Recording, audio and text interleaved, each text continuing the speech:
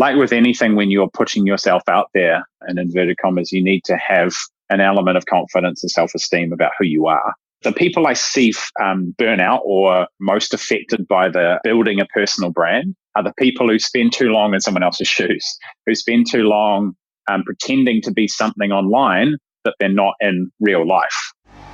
A wise man once said, the best way to predict the future is to create it. You're about to experience a next level show. Scientists, entrepreneurs, thought leaders. You're listening to the Future of Humanity podcast. Hey, and welcome to another episode of Future of Humanity podcast. If we haven't met yet, I'm so glad that you have joined us. I am your host, Carl Taylor, and I have the privilege of bringing into your ears some of the most incredible people on the planet. And today's episode is another discussion episode. Rather than a straight interview, this is going to be far more collaborative. And this is because we're joined by a friend of mine, James Kemp. Now, James is originally from New Zealand. However, he's really more of a global citizen of the world, traveling the world with his family and running his business from anywhere.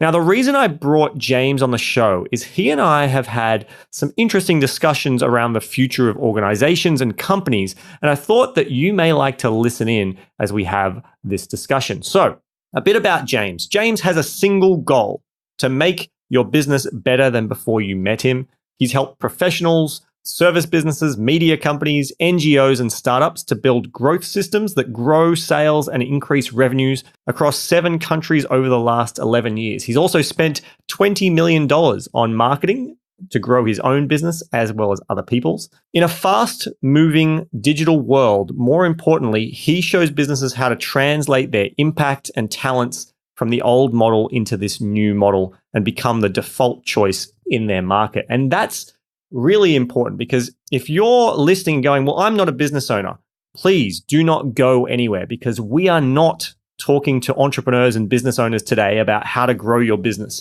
That's not what today's episode's about. There's plenty of other podcasts that can discuss that, and James definitely could help you with that. However, we are all about the future. And today we have a message that I believe everyone needs to hear. If you're a student, if you're an employee, if you're an entrepreneur, if you're a manager, whatever it is, however you define yourself or label yourself, we are discussing the trends and changes that we are seeing in the world of employers and businesses, and how we believe that may affect you and your ability to earn an income. So I don't want to say much more than that. Let's just welcome James to the show. So welcome, James. So excited to have you join us. And we were just talking about, before we hit record, about what is our agenda for this discussion. This is another great discussion. And we're saying it's kind of like the future of the gray, the future of the blurry lines. You have some very interesting stories yourself to tell, and very interesting perspectives and thoughts about where these intersecting lines align between jobs and projects. Definitely you and I, as both as entrepreneurs, you can relate to the blurring line of work and life. Welcome. I'm so excited. Maybe tell us a quick snapshot of where you think the biggest blurring of line is happening right now in the world. Thank you, Carl. Thank you. Great to be here as well. The biggest blurry line, I believe, is between what we used to define as a job and what we used to define as a personal life. I think with the rise of, say, the personal brand, and something that I've built my business off the back of, I think it's increasingly hard to work out where the person stops and the business starts. And I think that's both for the individual, and it's something that I admittedly grapple with myself sometimes. And I also think it's very difficult for kind of the market. The rise of the celebrity means that I think lots of people think they can live inside someone else's life. We live in a pretty transparent time, and I think it's very blurry between the line between work and the line between family and play nowadays.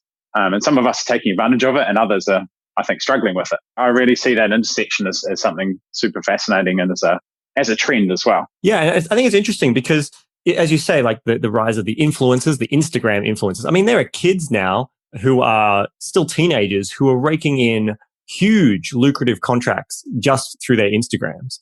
And that's definitely a trend that I see continuing in the world of business. And what's interesting for me is that my early mentors and as I grew up and my views on business, a true business is something that could work without you. If you wanted to build a business that was saleable, you didn't want to have your personal brand to attach to that business, because if you sell it, then you're kind of going to be looped into that business as well. So it's very interesting in the small business space. I mean, maybe if you're on the big end of town, like Elon Musk and Richard Branson, well, your personal brand, if they sell Virgin, then, you're not expecting Richard Branson to be there. They'll just kind of wheel him out every now and then. But on a small business space, that's definitely an issue. We've just talked about business. What about in say, the corporate world or the people with jobs? What do you think about that? Well, I think the people with jobs are now, they've got the opportunity to, I'll bring it back to the influencer frame that you've just set out there. It used to be your side hustle. If you had a job, you'd get a side hustle and you make a few dollars on the side, maybe selling something at a market, or, some kids had a paper round, or for extra income, people who wanted to bolster their income can work in a bar at night or whatever it was in the old economy. And that still happens. But now as an influencer, the side hustle can now be $1 million side hustle. Is that still a hustle, or is it now a job? So I think, again, the definitions of these things have got super blurry because of money and because of the scope that an influencer can have. And fundamentally, they're getting paid to be themselves. The business model is turning up and, making yourself look good and being yourself. I think the definition hasn't changed. It's just the exponential wealth generation of the channels that the connectivity, the social media and the web have created have meant that the old version of the paper round or the part-time job to earn some extra money can now become the full-time gig very quickly and then become the main thing. I think it's largely a product of exponentialism. And if I look at myself again, a 5-person business that turns over, mid 7 figures with the team fully remote, me traveling with my family in multiple locations, bringing in experts and other people in, it's super fascinating to see what we can how big we can build something with a minimum number of people. And we've seen that in the corporate space as well, as they're building smaller teams within teams, going agile, and bringing in expertise and some of those people are part of an organization and other are from outside organizations. So I think that trend is actually coming into the corporate fold, where the teams are getting smaller and organizations are consciously getting smaller, with a lower number of people. Is that what you're referring to? You used the word exponentialism before. Define that for us. Our increased ability to earn a higher effective hourly rate through amplification and digitization. And the previous life, as a coach and consultant, someone who helps people, change their business. The previous life, it would have required me to sit down with someone, face to face and deliver that, one to one, and I'd be limited by my potential earnings and output from that. Now I can do that with 20 or 30 or 50 or 100 people through the rise of the internet. So it just allows me to leverage myself and my time in a much greater factor, just like an influencer previously would be a local singer in a band or some kind of performer, could stand up in front of 50 people, and now they can stand up in front of 1 million using the power of the internet. One of the things that I wonder about here is in a previous episode, we were speaking with an expert on Generation Z. And Gen Z in particular, they're the generation below us who have grown up connected to Wi-Fi from day one. And they just are so hyper connected. And they're these kids that are earning big dollars on Instagram and Snapchat and all of that. And one of the things that she mentioned is that a lot of them are feeling a lot of pressure and to document their life in the social media world. I don't know whether they're pursuing building this brand or whether it just feels like life to them. But she was saying that they were conscious of how it was affecting them mentally. So I'm curious, when we talk about this idea of putting ourselves out there and building that brand and building ourselves, amplifying our audience and really building us, I suppose it's amplifying us and putting it out there. Do you think that there's a right way and a wrong way of doing it that can affect your mental health? Or do you think is it all going to affect your mental health? Like, what are your thoughts there? Because I know you work with a lot of people helping them build their brands. So how does that, do you see there's a right and wrong way to doing it that can be negative, positive? What's your thoughts there? I think there can be a right and wrong way for the individual if it's not their way. Like with anything, when you're putting yourself out there, in inverted commas, you need to have an element of confidence and self-esteem about who you are. A lot of people, the people I see burn out or most affected by the building a personal brand are the people who spend too long in someone else's shoes, who spend too long pretending to be something online that they're not in real life. I think that the right way is the way of the individual turning up and sharing and saying and documenting the things that they're comfortable with and the things that are real, rather than having to live up to someone else's ideal. That's the key distinction I see and the key distinction I make as well. And it's something I consciously pay attention to myself. And I've got some insight into that because, I work with professionals. I work with very sophisticated business owners who've they're wise, who've seen a lot. And, when I first started out going after that market, I turned up and I was trying to be someone I wasn't. I was wearing collared shirts and I was occasionally putting a suit jacket on, and I was talking with very precise language. It wasn't till I really turned up to be myself, which is, frankly, I'm a Kiwi who loves beaches and, loves the sunshine. I'm a guy who wears thongs, as you call them, and, t-shirts and shorts. And as soon as I was that, I both felt more liberated, but also people had a better connection with me because they could see I was being real rather than a character that I thought I had to be because of some element of professionalism. I think that's really important. And just for our Americans listening, when he says thongs, he's talking about flip-flops. He's not talking about underwear. Just to make that clear for you. Let's get real clear on that one. In Australia, we call them thongs. But yeah, look, I think it's really important that you've brought that up because I think, and even for myself, one of my businesses many years ago when I was doing a lot of coaching, I was teaching people about buying and selling businesses. And, I would wear these suits. I would wear these expensive jewelry. The reality is that I bought just to, when I was at those seminars. And I hit a point of going, this is not me. Like, I'm being someone I'm not. I don't give a crap about fancy cars, fancy jewelry. I don't want to look rich. I just want to be happy and financially free. And it was at that point that I decided to kind of quit what I was doing and realizing that I was going down a path of trying to build this persona that was not me. Yes, I'd bought and sold businesses, but the way I was going about it and the way I never actually said anything that wasn't true, but there were people making assumptions based on this persona I was creating that then it was just inauthentic and it didn't sit well with me. And I think it's really important. And I look online sometimes at a bunch of people that I personally know, and I look at how they present themselves online. And it's not, in my mind, it's not a clear connection, right? It's not really them. And so if you're doing that, like, what were the situations? What kind of situations did that put you in when you were doing that?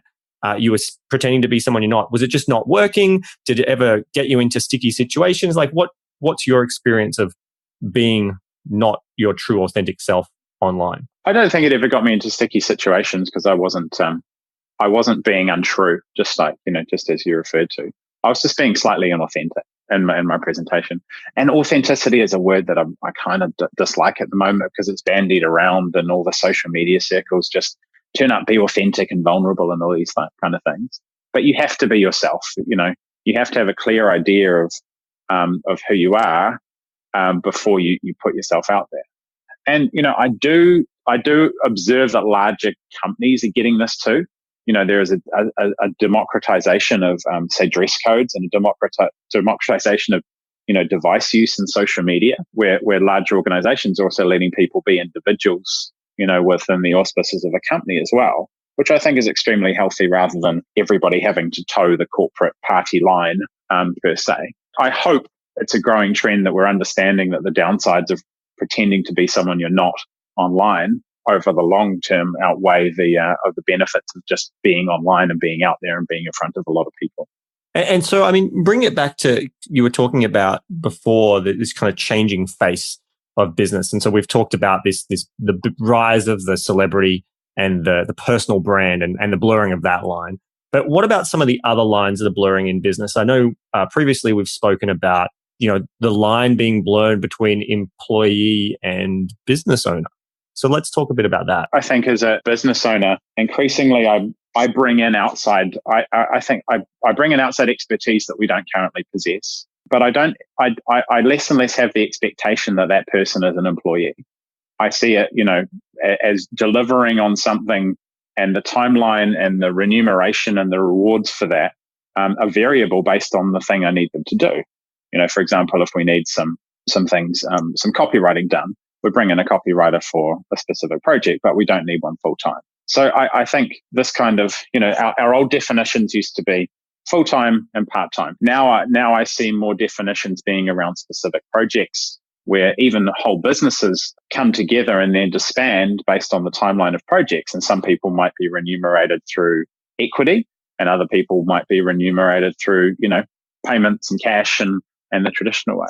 Again, I think the lines are increasingly blurry. And I know a lot of my friends and contemporaries from my old corporate days who are still, in large organizations and mainly in Australasia and some in Europe, increasingly they are turning up as, senior job titles, C-suite job titles of vice presidents, but they're actually contractors and they're actually working for themselves and they're actually involved in multiple projects at once. I see the trends in small business where we're very agile and we can rapidly expand and contract our team size and our capabilities. I see that marching up the chain to organizations where they're just using the right expertise at the right time, and they're flexible on the remuneration and how someone's rewarded for that expertise. I completely agree with you. My partner, she works, I would call it an employee, but she's a contractor. She gets assigned a fixed contract for a particular project. She works on films and TV and things. And so when that contract's up, she's essentially looking for new work again and looking for a new contract to start all over. And I know that's very standard in the creative space. It has been for a long time. But we are seeing that trend. And I think it's a broader trend too, of not just on the employee side, but entire businesses looking at, I kind of like what you said about the word exponentialism, because we look at these businesses like Airbnb, who are one of the largest hotel chains, if you want to define it that way, without owning a single hotel. Uber, fleet of cars without owning a single car, although that's probably not true because they've probably got some self-driving cars that they do own. But, there's this rise of these kind of middlemans, if you like. And I know we have previously had discussions around the futures of what you think organizations, big businesses, small businesses are going to look like. Like, you think that what we might end up to, if we project into the future, we could end up in a world where, do you think that employees will exist at all? Or do you think we're moving to a world where everyone will essentially be their own business, whether they know it or define it that way or not? The definition of employee will morph and change dramatically over time. And, traditionally an employee was just remunerated with money and maybe some benefits and occasionally some equity. And I think, again, that spectrum will start to expand. I believe that large organizations will, in a fast-moving world, the larger you are, the more humans you have, the less efficient you are. And that's an unfortunate fact of life, that the more complexity you have in an organization, the slower and less agile it is. And in a world that's very fast-moving, and we need to rapidly respond to market trends, to, the customer centricity of the way we need to trade, means that I believe organizations will get functionally smaller, and, our large organizations will actually just be made up of a series of teams. And within those teams, there'll be a mixture of what we traditionally call an employee, contractors or equity partners or other things that have skin in the game on that particular project or the wider organization. So I think we're just going to see a further fragmentation of the traditional job, and the lines will increasingly get blurry between those. Yeah, so that's interesting. I mean, you're not wrong that the more team members you add, the more complexity comes. I mean, I face that personally in my business. I got a team of 30 something right now. And yeah, like the speed at which we can move and implement new things in the beginning, if you're an entrepreneur listening, and you're in startup mode, you'll remember, or maybe you're living the world of have an idea and tomorrow it's implemented. And then as you add more people into your organization, whether they're employees, whether they're contractors, whether they're freelancers, whatever the actual mechanics of how it's put together, the reality is the more people you add to it, the slower it all becomes. I can still have that idea and be like, yeah, I want to implement it tomorrow. But the reality is all of a sudden, training materials have to be created, got to go down get feedback from everyone, make sure everyone's ready to roll it out, set out a date of when we're going to aim for. It's no longer the small speed of implementation. And obviously that's why we're seeing a huge rise of startups, because they're able to move faster than the big incumbents. So 100% agree with what you're saying there. I do wonder though, I mean, if I look at the clients that we have at Automation Agency, there are a lot of businesses who come to us, and one of the things that they come to us is because they don't want to employ and build their own teams. And the reality is, for us to continue to serve more and more clients, we have to keep building our team. So while they may not want to build their team, and it's moving them more to this model you're talking about, I wonder whether there'll be businesses like mine and others where their model will still very much be a more, not quite employee-based, but far more of the more traditional style thing. Although, granted, we are talking about, my team are distributed all around the world, sure, and are contractors themselves. So I suppose in that way, they are their own separate business, even though they're coming on board and working with us. They also have other clients that they're working with as well. Yeah, I think someone has to deal with complexity. And at the moment, artificial intelligence and machine learning, while they can deal with highly complex tasks, especially when we're talking about the creativity and nuance sometimes that we have to deliver, that a person still does the better job. I'm not a full believer in, that we're all going to be replaced by robots within 5 years. The truth probably lies somewhere in between. But someone has to deal with complexity. And if you look at, say, the advertising and marketing ecosystem, the traditional creative agency is now being replaced by the full service Big Four agency. Some recent stats in Ad Age showed that total revenue in the large ad agencies in the US last year declined by 4%. Yet total revenue of digital services and creative services from companies like Accenture, PwC, Deloitte, etc., had risen by 16%. I think people are increasingly looking for generalist, specialist capabilities where someone can deliver both on the creativity, but also in terms of the implementation, the output. And still someone needs to deal with the complexity. It's interesting that many businesses are coming to you because they don't want to get bigger, because they maybe recognize that the bigger you get, the less efficient you can. But also a specialist agency such as yours can do it, at a per unit cost to a much higher standard than someone can do it themselves. You are going to be faster, cheaper, more efficient, and ultimately more effective at what you do than them bringing an in-house person, training them up, and actually trying to bring that capability in-house, plus the added complexity and cost of doing that. Yeah, absolutely. Someone still needs to deal with the complexity. And, I think Accenture, for example, have 160,000 people, across India and the subcontinent, doing digital services and delivery, that probably those jobs were, offshore to taken from somewhere else. Definitely looking at the numbers around, advertising and marketing, and the creative agencies, they're taking the business from somewhere. Yeah. And it gets me thinking about, well, maybe the world what we're going to see in the future is almost like there'll be a lot of smaller teams, as you're talking about, with this trend of being able to create more with smaller teams, utilizing technology in a blend of these kind of ad hoc, more project-based or shorter-term outcome-based team members that you bring on.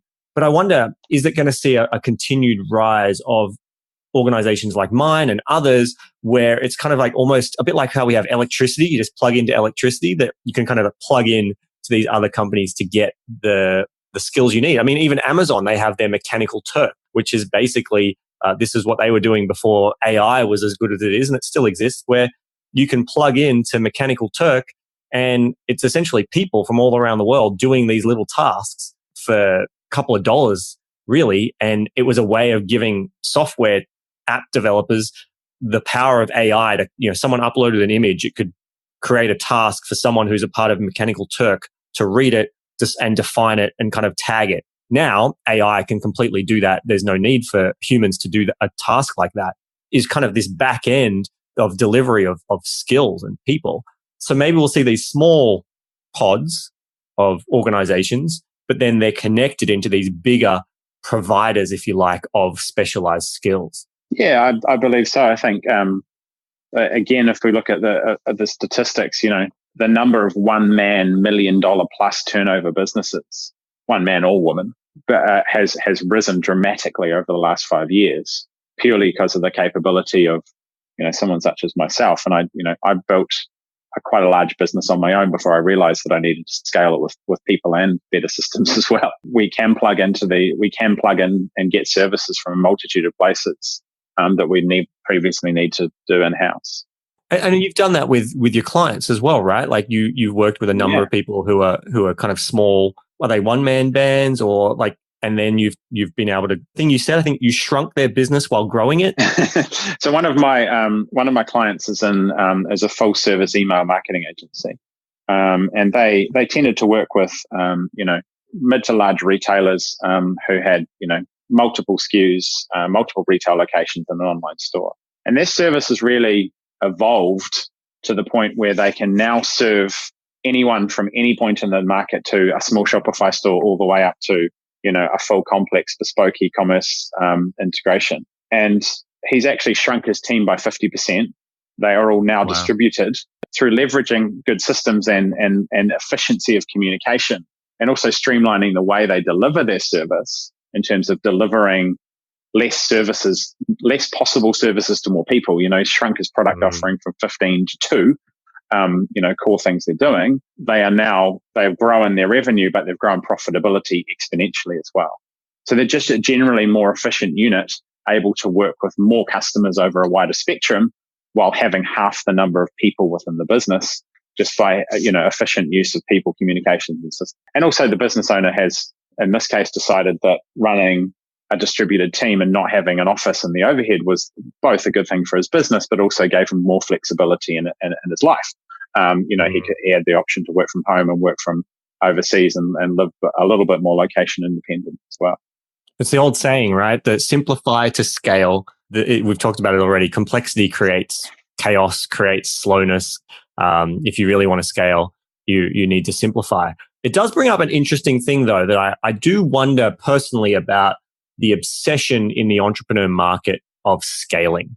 And not just in the entrepreneurial market. I feel like it's even moving into the bigger business market too. Everyone's so obsessed in general about more. It's kind of part of our societal structure. While we're saying, well, we can create more money with less people, on the flip side of that means there's less jobs in those organizations, which then has to fuel more people to become entrepreneurial. And I don't know about you, but for a long time, I used to believe that everyone could be an entrepreneur. I believe that everyone should and could be an entrepreneur.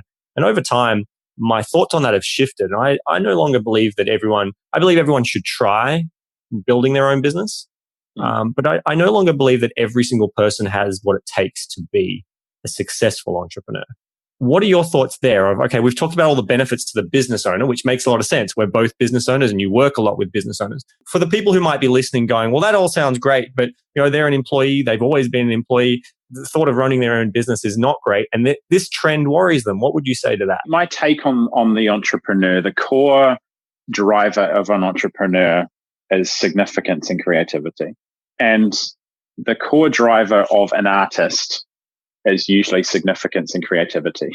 They want their work to be recognized, and they want to make things that manifest in the world.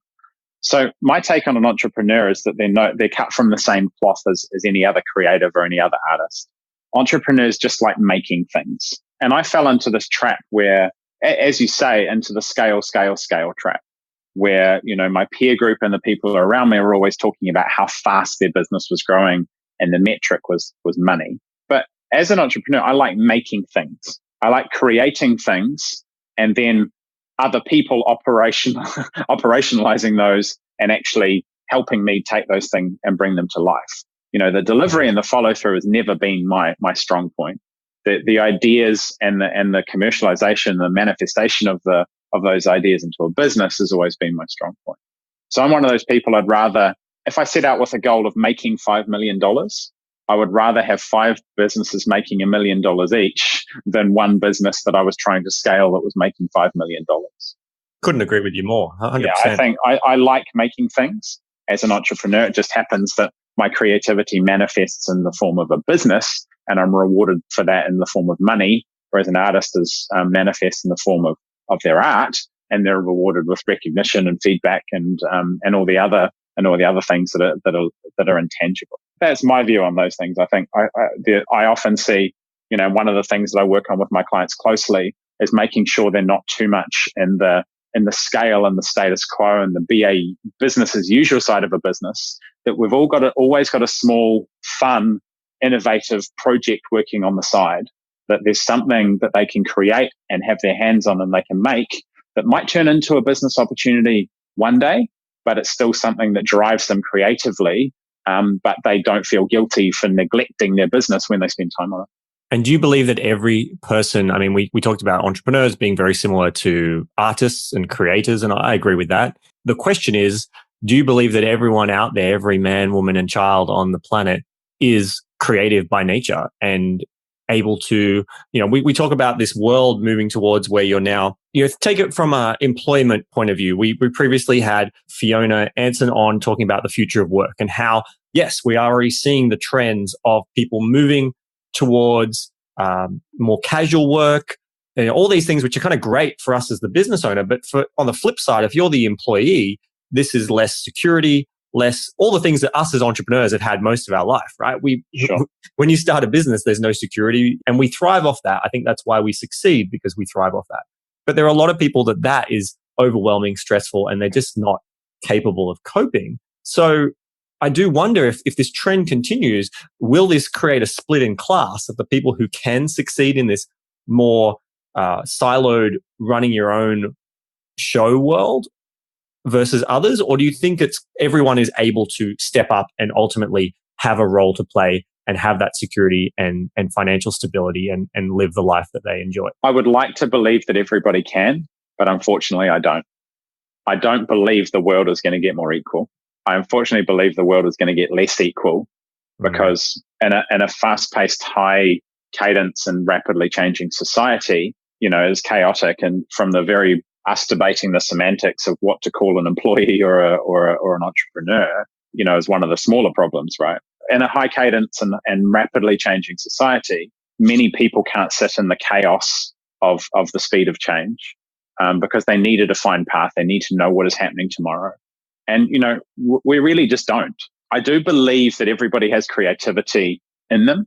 And as, a parent of two young children, I see that creativity, manifest every single day with it, the creativity of play. There's a base creativity, but I think potentially the journey that many people have been on, in terms of the job, has potentially removed their confidence around exhibiting their own creativity, because they've been told what to do in a relatively narrow channel and tried to fit into a job title. So while I believe everybody has creativity in them somewhere, I can definitely see how lots of people don't have the confidence and maybe the self-esteem to manifest that creativity in the form of entrepreneurship or the form of something that, earns a crust. But I don't believe the world's going to get more equal, because the people who can sit in chaos and be agile and ride with the times are the ones who are currently winning. Yeah, well, absolutely. I mean, I remember growing up, I was the one that stood out in my family. It was not something that was looked at fondly that I was an entrepreneur. I mean, I think I'm a bit younger than you, James, but I started my first business when I was 15, continued kind of on that journey. And for a long time, it was not cool to be an entrepreneur at 15 when I was being a business owner, right? Even at 20, I was friends with people who were in their 60s, because no one else my age was really doing business. It's a very different world we live in today, where there's kids as young as 10 making millions of dollars. It's good to see that the younger generation are probably being set up. A lot of them are getting set up with the skills. But I do look at it like, I am very thankful that I went the journey I'm on, because I think I have more of the skills because of the journey I've been on to ride this chaos that is coming, and we're already in with the fast changing world. And I do look at others that I went to school with, or even in my more immediate and extended family, and I do wonder how well that they're going to cope with it. That's concerning, I think. And I'm sure others listening, if that's you're possibly, this is the first time you're hearing about it and now you're worried. I would say don't stress out. The opportunity is there for you to learn to be okay with what would the word be, James? How would you describe it? Be okay with what? I think it's chaos. I just think there's so much going on, and there's so many things that are poorly defined or ill-defined now. I do think it's chaotic. I was 38 last week, and there are many people of my age group and my generation who feel very frustrated. And I speak to these people quite regularly. They followed the rules. They got the qualifications. They got the university degree, and they got the job title, and they got a level of status which said, I'm a professional. And they go out there and they want to trade on experience, and they want to trade on credibility and time in the market. And the market's not listening anymore because someone cooler, younger, and more hipper and agile has come along and said, well, these people are the dinosaurs, and I'm the new generation, and I'm time in the market's seen as a bad thing. It's like, oh, you're old, you're doing all the old stuff. Yeah, so there's this palpable sense of frustration. People I speak to regularly who feel that they should be able to that they followed the rules, and they feel that they should be able to trade on the equity they've built up, the experience, the skills, the knowledge, and those things. And that's just not the case. But the wonderful thing is they have experience, skills, and knowledge. So if they've got a willingness to adapt that, then they can be better than the guys who have just arrived and are brand new on the scene.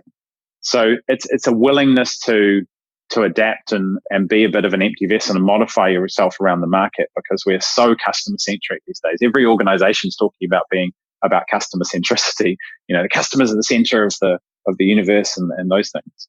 So as a professional or a business, we need to adapt very quickly to whatever the market wants and speak the language of the market, and use those skills and experience to do it. Otherwise, if we're not willing to adapt, then the market will listen to the latest and greatest and the shiniest promises, rather than the experience and the steady hand. I think the biggest benefit, if you're listening right now and you are, in your late 30s, moving into your 40s or older, and you are one of these people who look at the future of your work, and if you're not already an entrepreneur, or you're not someone who's feeling that confident, one thing I would say to you, and I mean, Gary Vaynerchuk is someone who says that, if you're 40 thinking you can't do it, like, you're probably only like a third of your life, because our lives are living longer. And it's even said that if we can live for the next 10 years, chances are the average age will then become about 150 years old. So that's how fast some of these technologies in longevity are coming. So if you're 40 thinking like, oh, my life's over, if you can last till you're 50, then chances are you've still got another 100 years of life ahead of you if you choose to take on the technologies and options that are going to come to us. So that's exciting. And the thing that you have over the 20-year-olds, and if you haven't already listened to it, please go back and listen to the episode about Gen Z. But the thing you have is the market is all about talking to the market, right? At the end of the day, it's adapting to give the consumers and customers what they want. You actually are prepared to pick up the phone and talk to someone. You're prepared to sit with someone face to face and have a conversation with them, and you can do it well. So you have that, plus you have years of experience. Yeah, I'm sure there's a lot of stuff you have to unlearn, but you have years of experience. And I think that if you look at what those opportunities are, that yes, you might be competing with the 20-year-olds and younger. Don't try and compete with them on the tech. If you're not a techie and that doesn't come naturally, don't worry about that. Leverage them, use them as part of your team, but do what you can do really well. That's my piece of advice. If you're sitting there and you're freaking out a bit, I wanted to share that. James, do you have anything you'd like to add to those people while we're talking to them right now?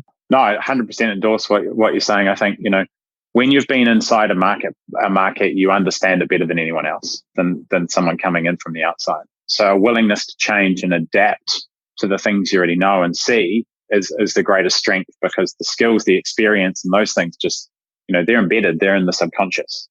They're the things that turn up and give your clients and your market or whoever you work with the results that you promised them. It's not a handicap not knowing the tech. It's not a handicap not knowing how to, run a Facebook ad or launch a funnel or send an email or, build an automation or any of the things that you hear bandied around. If people start with the core principles, the market of humans, of persuasion, of understanding what delivers results, then, and stick with those, then the tech and all those things come very easily. And it's, there is no real replacement for experience, but we've got to be willing to adapt our approach, and that's all.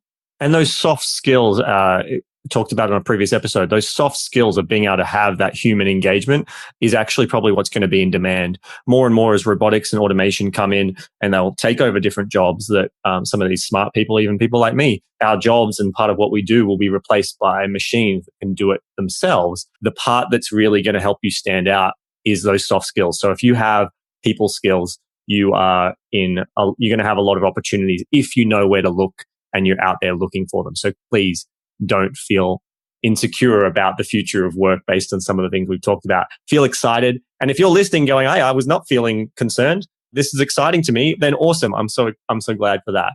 James, let's kind of talk a little bit about what else can people do today to protect, or, if they're entrepreneurs, there's a number of entrepreneurs who listen to this. So we've just spoken to some of the more the employees and traditional workers who have maybe been freaking out or not freaking out. Let's talk to the entrepreneurs. What would you be saying? What are you saying to your own clients right now to help them prepare for what's coming? Look at who's making the wake that you can surf in. And one of the concepts that I regularly talk to about my clients is drafting. In racing, when a race car goes down a track, it creates a pocket of air behind it, which decreases wind resistance. So if another car drops in behind it, it can get a small speed boost and follow along and then eventually overtake. Many of these exponential changes around, technology and many other things are creating pockets of air that people can jump into and take advantage from. For example, one of my clients who's based in Melbourne, he is an accountant, and he qualified as an accountant and was getting more and more frustrated with his ability to get high-paying clients. He highlighted a problem that would come around with as companies moved their accounting systems into the clouds, that thing MYOB and Xero, and these trends towards moving your accounting system into the cloud. The accounting system in the cloud had created yet another system and created yet other problems that weren't there before when you had traditional accounting and ledgers and those kind of things. So he now exclusively works with people who have a high volume of transactions, so such as restaurants and bars and hotels who have a high volume of cash transactions, and we're spending a lot of time entering those transactions and reconciling them into their new cloud accounting systems. So he's run a business that now automates those functions. He is essentially replacing the accounting and bookkeeping function within these businesses. So he's pivoted his soft skills and his real hard skills in terms of accounting to draft behind a technology platform that was there to make one efficiency, and while it delivered some efficiencies, it's created other inefficiencies, and built a very, very successful business around it. So I think in most cases, if we're flexible about how we approach and view the market, then there are the exponentialism and the growth of technology actually creates opportunities everywhere if we're paying attention to where those opportunities are. I love that term, drafting. I'd never heard that put that way before. And as you were explaining it, I'm like, well, that's 100% what I did while building automation agency. That's very much drafted behind many technologies and trends. That's fantastic advice. So look, let's wrap up. It's been a fantastic conversation. My final question to you is, you've already mentioned that you don't think it's going to become a more equal world. But in general, when you think about the future of humanity moving forward, where do you see us going? Do you think it's going to be constructive and great utopian world, or somewhere in the middle? Or are we headed towards destruction? What's your thoughts? I think we will revert to type in many cases. If we feel threatened, then we will lash out. I think that, as a citizen of two countries and as someone who's currently in another one and has a business in another one, the concept of the nation state is kind of breaking down a little bit in terms of where we're located, where we have taxation, where we have employment and those kind of things. So I think increasingly there'll be more people like me who are more citizens of the world, where we are flexible on our location, we're flexible on the currencies we trade in, we're flexible on, in some cases where we reside and even pay tax. And that will cause, I think, conflict, because, the traditional revenue raising methods of governments and those kind of things start to fall down. And I think while some people will be able to create a utopian future where they're flexible on all those things, others will be punished by that, because governments and other organizations will look to raise revenue from them. So I think we'll just see a fragmentation of identity and nationalism and these things to to have people who are, flexible in their location, their earnings and those things, whereas others are trapped by increasingly desperate systems who are looking to raise money. Yes, I agree with that. That is a very articulate way of describing the future that I see some of as well. So thank you so much for sharing that. And hopefully we'll have you on in the future and we can talk more about some of what you're doing with that, being a global citizen of the world. More and more of my circle and our network definitely are doing that. So I think that's probably a worthy conversation, maybe to get a few people on who are doing that and do a group interview. I think that could be a really great conversation. Thank you so much for joining me, James. For people who want to find you, where is the best place for them to kind of connect with all of it you've got out there? For who should reach out? Like most citizens of the world, I'm everywhere on every social platform you can possibly imagine. My home online is jameskemp.co. My area of expertise is really working with services and information businesses to help them build leads, leverage, and ultimately market leadership. So I work with 6 and 7 figure businesses who have achieved some level of success and market presence, but want to build leverage in the way they both build and deliver to their clients as well. So love to hear from anybody if they need help with any of those things. Fantastic. Thanks so much. Cheers. Thanks for listening to the Future of Humanity podcast. To download the latest episode and find the transcript and various resources mentioned in today's episode, visit our website at foh.show. That's FOH as in Future of Humanity, and show as in SHOW. You can also, via our website, contact me with any feedback or suggestions for future episodes. So please do reach out. Now, if you haven't already subscribed, you can find the links to subscribe on all your favorite platforms at foh.show/subscribe. That's foh.show/subscribe.